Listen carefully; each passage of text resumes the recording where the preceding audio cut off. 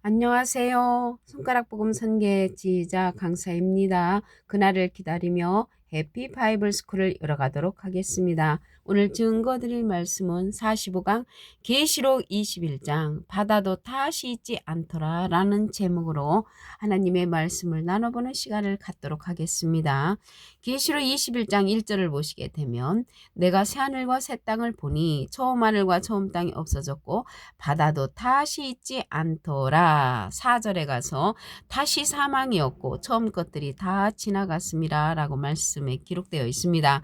계시록 1장의 바다도 다시 있지 않더라라는 것은 처음 하늘과 처음 땅과 처음 바다가 다시 있지 않고 새롭게 된 새 세상을 말하고 있습니다. 새롭게 된 세상, 마태복음 19장 28절에 보시게 되면 예수께서 가라사대 내가 진실로 너에게 이르노니 세상이 새롭게 되요. 새롭게 된 세상을 말하는 것이지 이러한 하늘과 땅과 바다가 실질적으로 없어지는 것이 아닙니다. 새롭게 된 세상, 이러한 세상은 하나님께서 만물을 새롭게 하신다고 했습니다.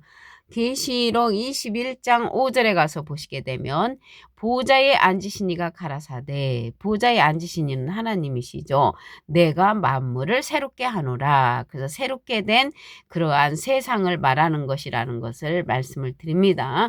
고린도서 5장 15절에 보시게 되면 누구든지 그리스도 안에 있으면 새로운 피조물이라. 이전 것은 지나갔으나 보라 새 것이 되었도다. 그래서 새 것이 된 것이죠. 여기 새롭게 된 세상은 예를 들어서 어떤 사람이 죄를 많이 짓고 교도소에 갔는데 그곳에서 변화가 되어가지고 새로운 성직자로 변했단 말이죠. 그 사람 자체는 그대로 있지만 새로운 사람으로 변화된 것 같이 이 새롭게 된 새 세상, 새 하늘과 새 땅, 새 바다가 된다는 것을 말씀을 드립니다.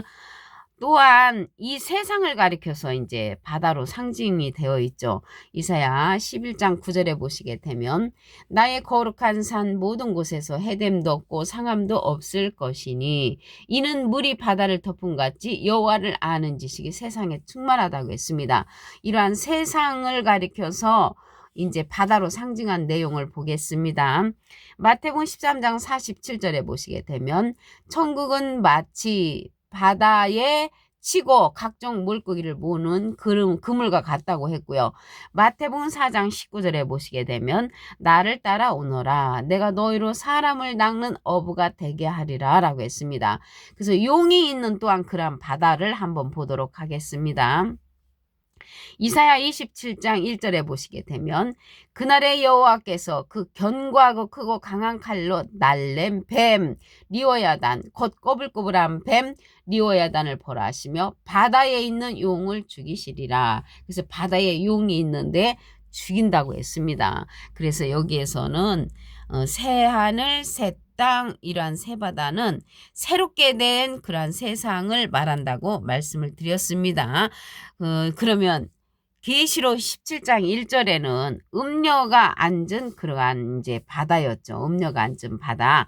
이러한 음녀가 앉은 바다가 아니고 새하늘, 새 땅, 새 바다는 새롭게 된 그러한 세상이고 계시록 21장 4절에 가서 보시게 되면 다시 사망이었고 처음 것들이 다 지나간 그러한 새롭게 된 그러한 세상을 말한다는 것을 말씀을 드립니다.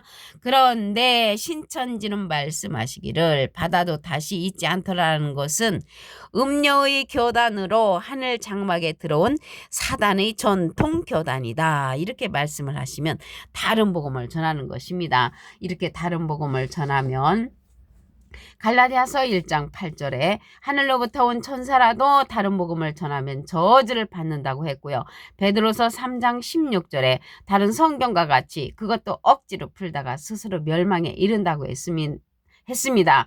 데살로니가후서 2장 3절에 보시게 되면 이러한 말씀으로 미혹하지 말라고 했습니다. 이러한 말씀으로 미혹을 하게 되면은 이사야 9장 16절에 백성을 인도하는 자가 그들로 미혹해 하니 인도를 받는 자가 멸망을 당한다고 말씀이 기록되어 있습니다. 이러한 말씀에서 나와야 되는데 선택은 각자가 용감하게 해야만이 나올 수가 있다는 것을 말씀을 드립니다. 이 시대는 하나님께서 예수님을 진리로 보내셨지만 예수님 지금 영으로 계십니다.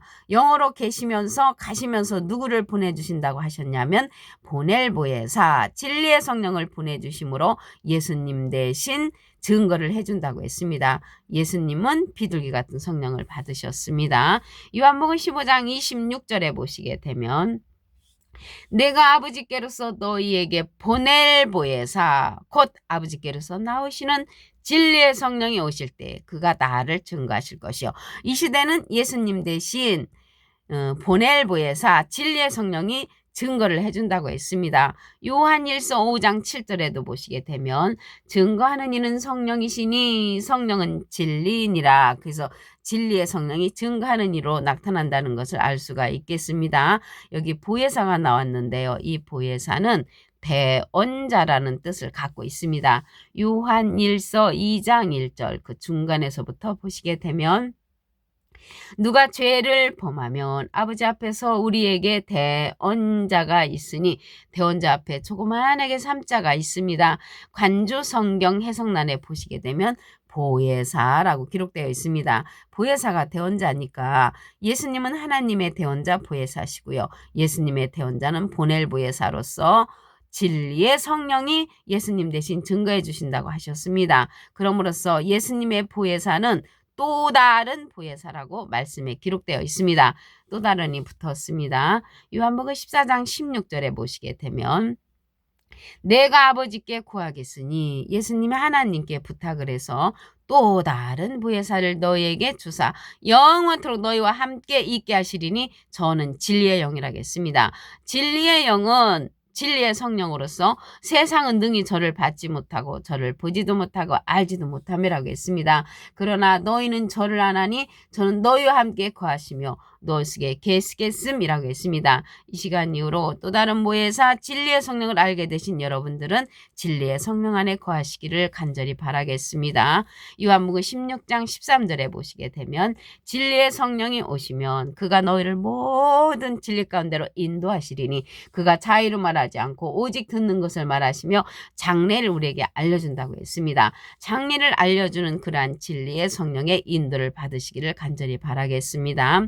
여기 보혜사는요 파라클레트인데 헬라어로는 파라클레토스로 곁에 파라와 부름받은 클레토스란 말의 합성어로 도움을 주교의 곁에 부름받은 자, 사람을 상징한다는 것을 말씀을 드리고요. 라이프 성경 백과사전에는 컴포터 의로자, 카운셀러 상담자, 미래를 중보자, 헬퍼 돕는 자, 서플리케이터 탄원자란 이름을 갖고 있는 것이 이 보혜사라는 것을 말씀을 드립니다. 오늘 45강 계시록 21장 바다도 다시 있지 않더라 라는 제목으로 하나님의 말씀을 나눠보는 시간을 가졌습니다. 감사합니다.